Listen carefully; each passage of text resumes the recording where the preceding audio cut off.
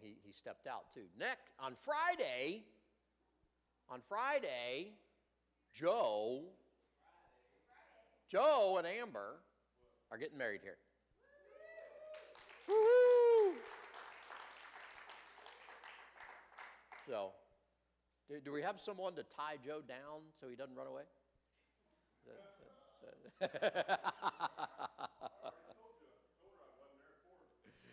All right.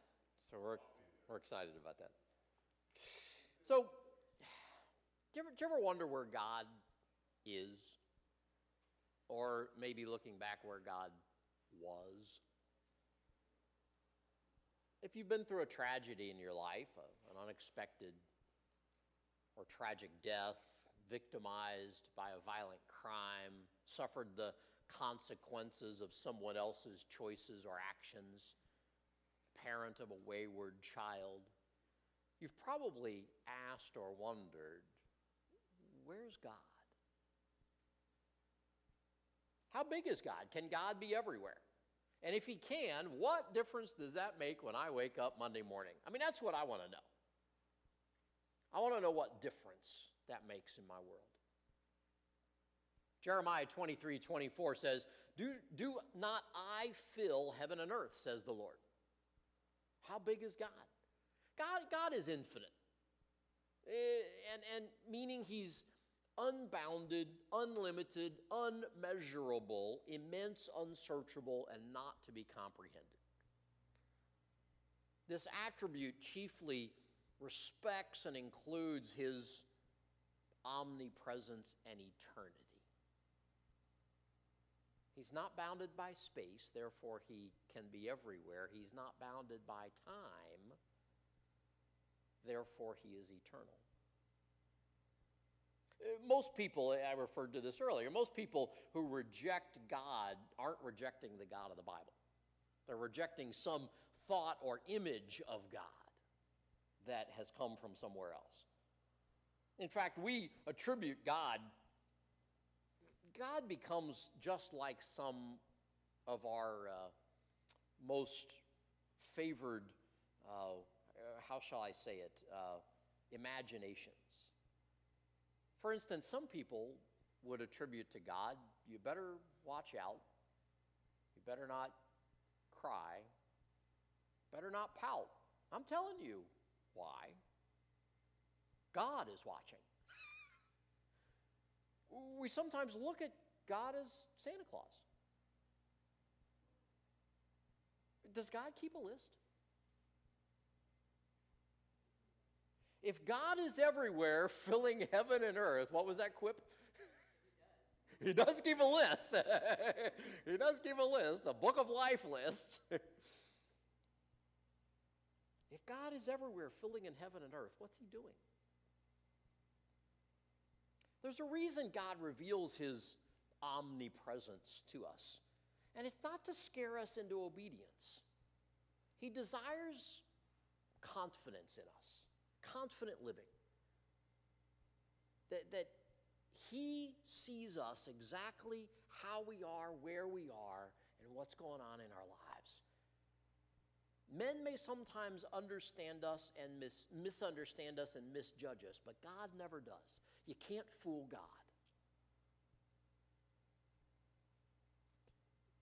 Concept of God is everywhere. Everywhere. What does it mean? It's talked about and has been accepted through the centuries, but so what? Let's think about some things that might go on in our lives. Maybe you're pressing forward in a new business venture. And if you hit a home run, all your dreams come true. If you strike out, you lose your savings, your car, maybe your house, and everything else. Maybe you're facing a lawsuit. Maybe you're terrified of the thought of bringing a new baby home or watching your first or your last child go off to college. Maybe you're forced to walk down that darkened hallway of unemployment. Or maybe the medical treatment is now experimental because they don't know what to do. Maybe it's that disappointing family relationship. But it's a long, dark hallway, and you wonder where the light is. We've all been there. We'll all be there again. What difference does the omnipresence of God make? In John 4:24, Jesus says, God is spirit, and his worshipers must worship in spirit and in truth. So, if God is spirit, technically he doesn't dwell in our three-dimensional space as we do. God is no less present in one portion of the universe than any other. And he's no more present anywhere than where you are right now. He's here and he's there. In other words, we can say the Lord is in this place. Not everyone believes it, of course. Many decades ago, some Russian cosmonauts came back from their trip to space, and they announced to the Russian people, we did not see God, so therefore God does not exist. And when we were in Guatemala a couple weeks ago, I asked one of our team members, she keeps talking about this boyfriend she has. I call him her imaginary boyfriend because I've never seen him. And so I looked at her and I said, oh, that imaginary boyfriend? And she said, Pastor Jeff, have you ever seen God?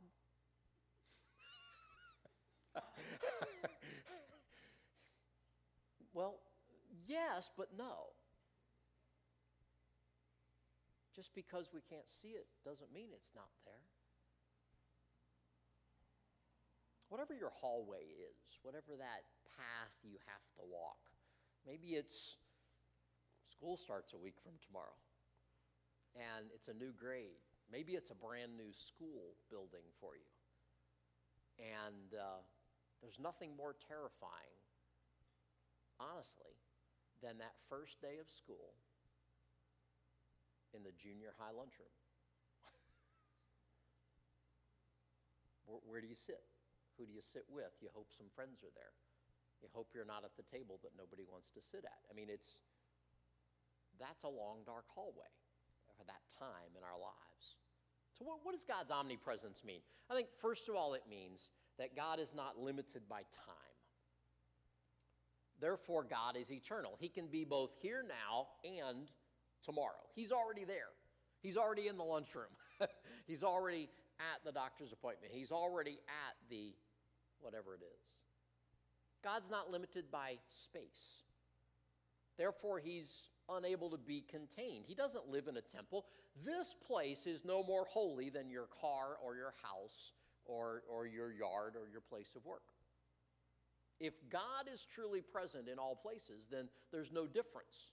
And if we act differently here than we do anywhere else, we are denying the omnipresence of God. Now, it does not mean that God is everything, as the Hindu believe. Missionaries in India tell stories of devout Hindus going up to a tree, knocking on it, and asking, "Are you there?" It seems silly to us, but they're steeped in that culture. That's called pantheism. It's not Christianity. His presence is everywhere, but his essence is not. So God is always present. So what? I think I've found four things that profound truths that happen when I accept God's omnipresence. First of all, my life becomes more confident. I become more confident. Psalm 4, verse 8, I will lie down in peace and sleep, for you alone, O Lord, will keep me safe. I don't really have a big problem falling asleep. Just ask Stephanie. I mean, if it's 5 minutes, it's been a long time for me to fall asleep. It's usually 2 or 3 minutes. And but I can remember some nights. I remember one stretch of 3 nights I didn't sleep. Tossing and turning. I knew there was something not right. I knew what it was. and I needed to make it right. part of God's presence being everywhere is that he'll nudge us. And when we're not sleeping like that, like Psalm says, maybe there's something going on. If God is always present. If God is always around, it means I have to face hardship. I don't have to face hardship without the presence of God. I don't have to face that difficult conversation. I don't have to face this thing that I have to walk into. I can lie down in peace. Psalm 68, verse 6, God places the lonely in families. He sets the prisoners free and gives them joy. God is in the business of connecting people to himself and people to people. And in Matthew 28, some of Jesus' last words, and be sure of this, I am with you always, even to the end of the age. God's presence gives me confidence so that maybe it's that dark tunnel I'm walking through, but I know God is there. Did you ever take a trip to like Mammoth Cave or something like that? At one point in a cave tour, what do? They, of course, don't go into Thailand and go further into the cave than you're supposed to during the rainy season. That was thankfully it turned out well. But you go into Mammoth Cave, and at one point, they got you in a big room, and they say, okay, we're going to turn off the lights so you can see what complete total darkness is. And I mean, you can't see your hand in front of your face. But if I grab the hand of the person next to me, there's more confidence in that darkness. This is that image of the presence of God. Always there, always confident. Secondly, I'm more careful. If I really latch on to the omnipresence of God, I'm more careful how I live, because he doesn't live here if he's everywhere. In Job 28, verse 24, for he, God, views the ends of the earth and sees everything under the heavens.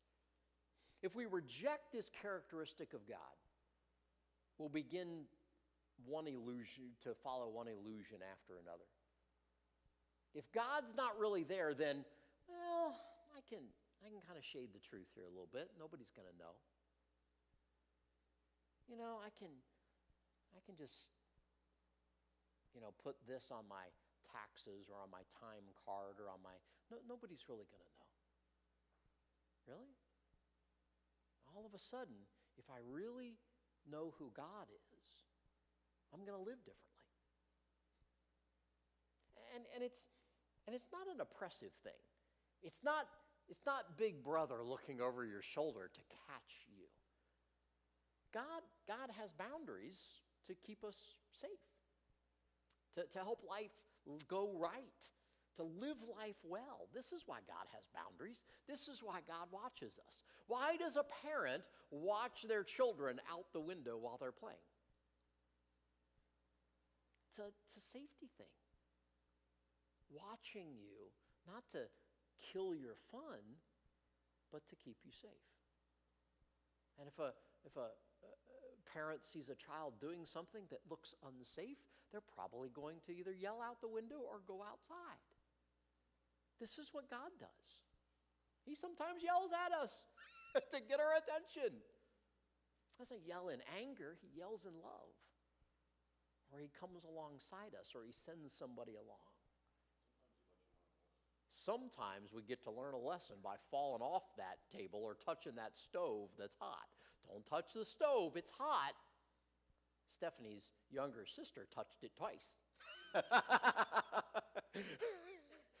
Just to make sure.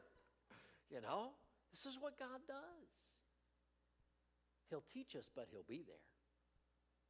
He'll be right there. But how do you live? If we don't embrace the omnipresence of God, then we can begin to deceive ourselves and say, well, nobody knows that I yell at my wife at home. Nobody knows that I binge eat at 11 o'clock at night because I'm lonely and depressed. Nobody knows that and we begin to shift our living. But if God is always there, not to catch us or to harm us, but to help us and to support us, then I'm going to live differently. He wants to hold us accountable. Thirdly, I'm more secure. I'm more secure in how I live. I love Psalm 139. Where can I go from your spirit? Where can I flee from your presence? If I go up to the heavens, you are there. And if I make my bed in the depths, you are there. If I rise on the wings of the dawn, if I settle on the far side of the sea, even there your hand will guide me and your right hand will hold me fast. If I say, surely the darkness will hide me and the light become night around me, even the darkness will not be dark to you. For the night will shine like the day, for darkness is as light to you. When we know that the coast is never clear, but Mom and Dad will never know. Well, that may be true. Although moms and dads know a lot more than kids think they know. But that may be true. If I know who God is, I'm still going to live differently.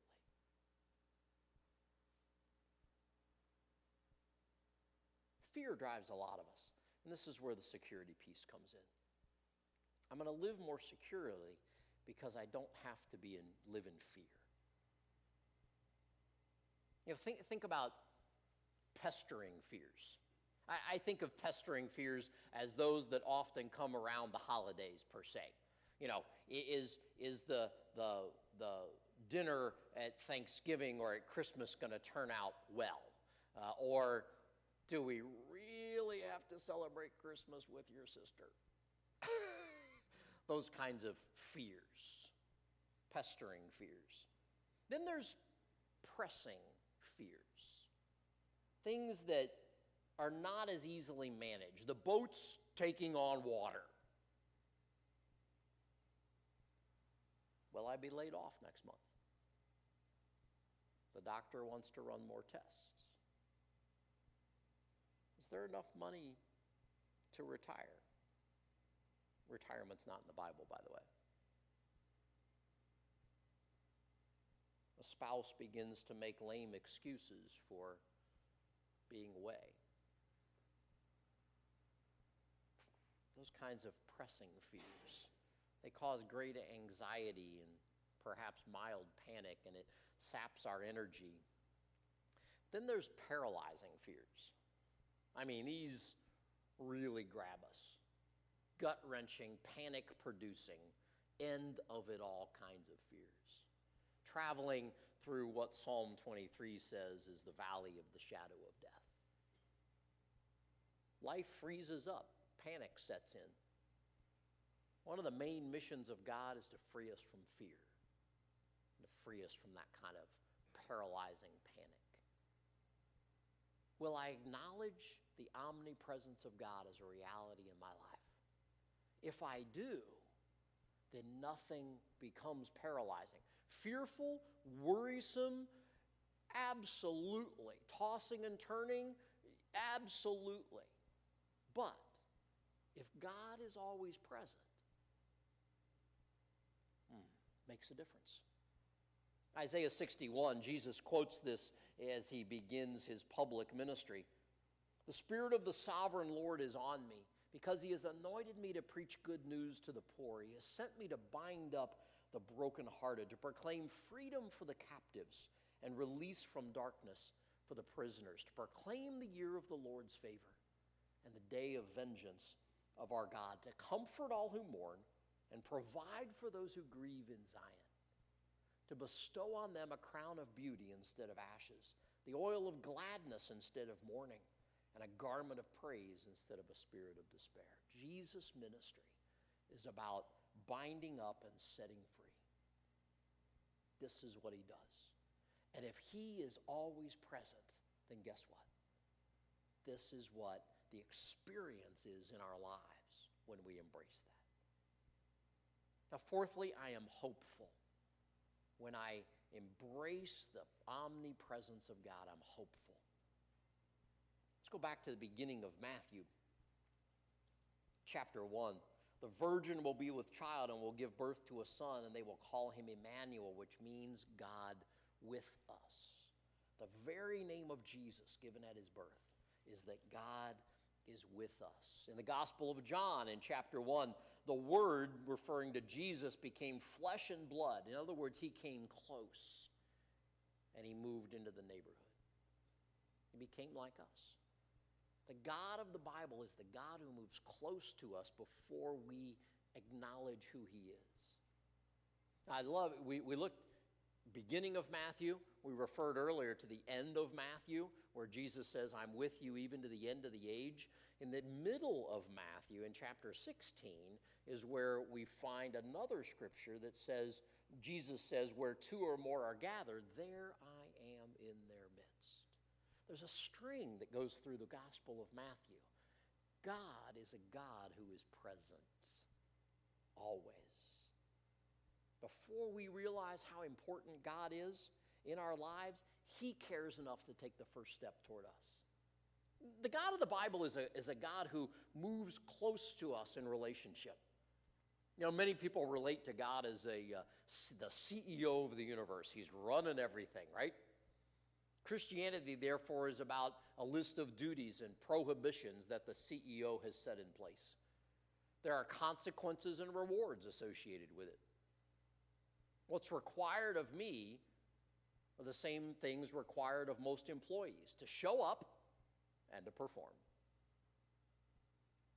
So we go to church and we try our best to follow the CEO's agenda. But that turns out to be remarkably similar to some of the major world religions like Islam and Buddhism and Hinduism. They have a very impersonal relationship with their deity. There's no relationship. There are beliefs to be mastered and codes to be followed and rituals to be engaged in. And at the end of the day, every good deed is a plus and every bad deed is a minus, and you hope that the plus outweighs the minuses at the end of the day. And the next day, it starts all over again.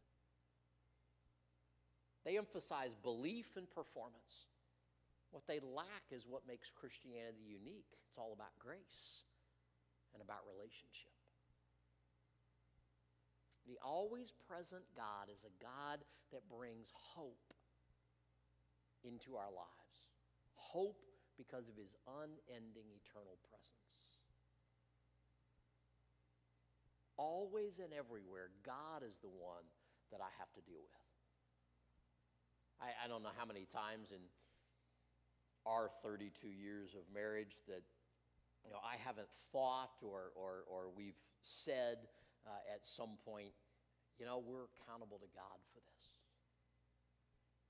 It's not just about you and me. It's not just about raising kids. It's about being accountable to God for how we do this. I can fool you all.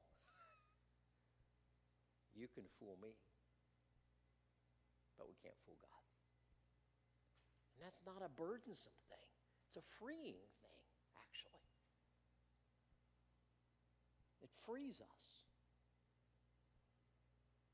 It's powerful stuff. It makes ordinary people extraordinary because we have confidence to live as God calls us to live because he's there. God is with us. I want to challenge you that you're going to meet some people today. Maybe you're going to go grocery shopping. Maybe you're going to go back to school shopping. Maybe you're going to see some neighbors. You're going to run into some people. Maybe it's just at home. Say to them, pray for the opportunity. God is with you. Saying those words, God is with you, make all the difference in the world to us and to the person you speak it to. Is God always with you? Do you know it? Let's pray together. God, your presence. Your presence. We take it for granted too often. Help us, God, we pray, to know your presence, and yes, to often feel your presence. But even when we don't feel your presence, we know you are there. So sink that truth deep into our hearts and deep into our minds. And help us to live differently because of you.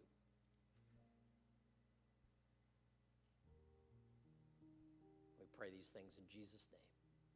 Amen. Hey, so little update before we take up our offering. And it goes with the announcement, on August 19th, church picnic over at Oder Lake. And at that picnic, we're going to have a conversation as a church about what direction is being recommended for getting heat into this building before winter. We have no heat in all of this old section.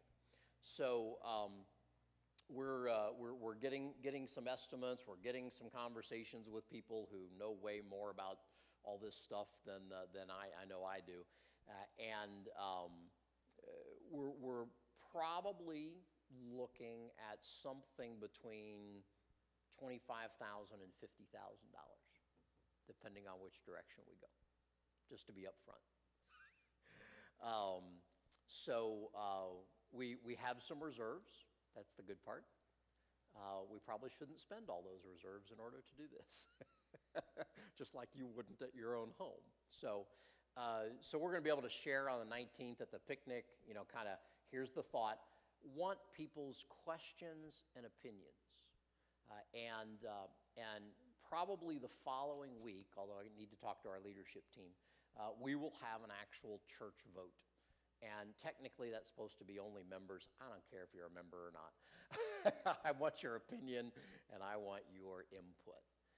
So we will announce all that. We'll get that all moving, probably be right after worship, and be able to say, yeah, we are in support of going this direction, or we're in support of going that direction.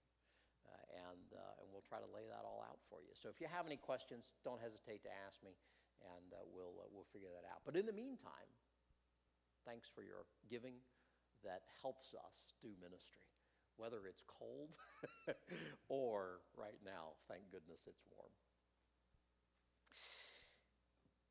August 19th, we'll send out some more information, but right now, plan to bring a dish to share, chairs to sit in, and plates and drinks for your crew. That's what we're looking at. We're gonna figure out how to do hot dogs and hamburgers and probably some chicken. So we may reach out to a few of you. We're waiting to hear from Richard Oder about which part of the property we're going to be on. And one's a picnic area and one's set up our own picnic area. So we may need people to bring some grills to do that cooking. We may be able to use what's there. We should find that out this week. So kind of look for that information. And then we're going to celebrate some baptisms. I've had 3 or 4 people come up to me already, and look forward to seeing what God wants to do during that time there. It's going to be a great time. Don't miss it. We've known about it for a while. So let's stand and sing our way out.